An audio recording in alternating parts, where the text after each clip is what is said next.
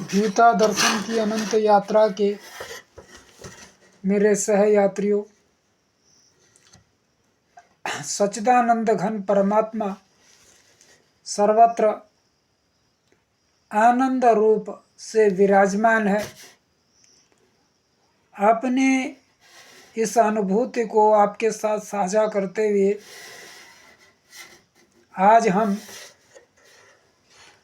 आज के पड़ाव में अष्टांग योग पर चर्चा करेंगे, बहुत संक्षेप में, ताकि ज़्यादा 10 मिनट के अंतर्गत ये सारा विषय समाहित हो जाए। और उसके बाद मूर्ति पूजा रहस्य, क्योंकि इसके कारण हिंदू समाज का बड़ा उपहास हो रहा है, क्योंकि मूर्ति पूजा के रहस्य पर कोई तार्किक विवेचना किसी ने की नहीं मेरे विचार से, जो लोगों को संतुष्ट कर सके अपनी टूटी फूटी भाषा में, और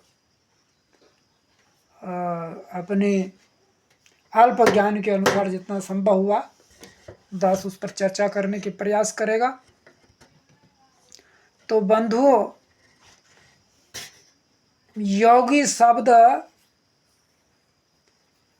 जब आता है तो हिंदू जनमानस में या आम आदमी के जनमानस में एक भगवाधारी भस्म अंग से लगाए हुए जटाजूटधारी एक व्यक्ति का चित्र उपस्थित हो जाता है।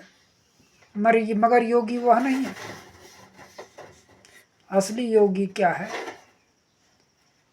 और उसमें अष्टांग योग पर जब हम चर्चा करेंगे तो यह भेद खुल जाएगा। दरअसल में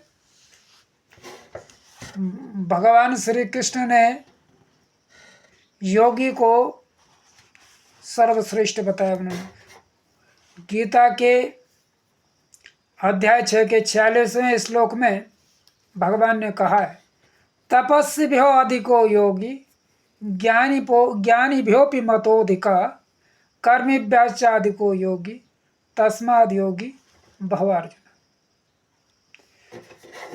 अर्थात तपस्वियों से भी अधिक होता है योगी, ज्ञानियों से भी अधिक होता है, और कार्यों से भी अधिक श्रेष्ठ योगी को बताया। और बार बार भगवान से पिछले तीसरे अध्याय से लगे हुए हैं तस्मा के भाई योगी बनो।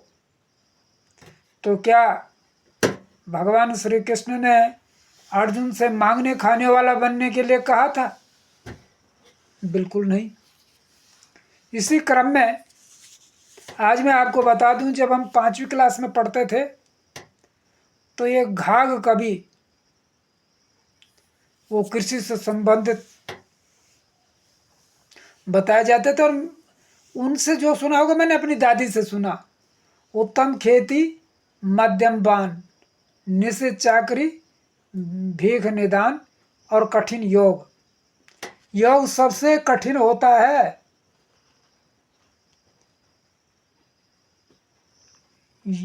योग कठिन होता है इसमें, इसलिए इसको अष्टांग योग, इसके 8 अंग हैं।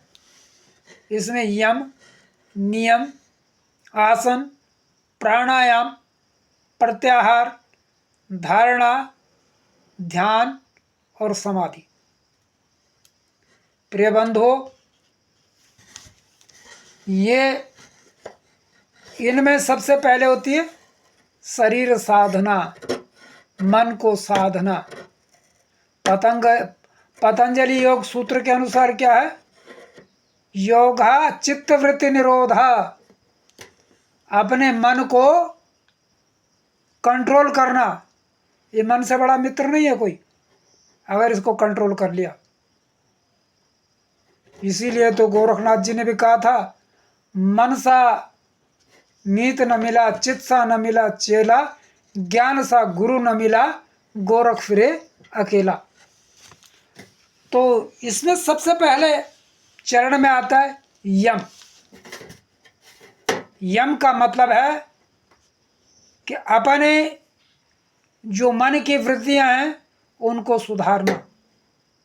उसमें यम के भी 8 भेद हैं। अहिंसा, वाणी और कर्म से किसी प्रकार किसी को ठेस न पहुंचाना। किसी की हत्या करना ही नहीं है हिंसा, किसी के लिए अप्रिय वचन बोलना भी एक हिंसा है।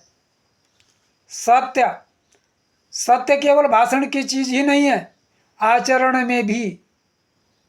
कई बार हम द्व्यर्थी भाषा बोलकर लोगों को धोखा देकर सोचते मैंने झूठ तो बोला नहीं, लेकिन दूसरे को धोखा दे दिया, दूसरे को भ्रमित कर दिया, तो वो भी असत्य है।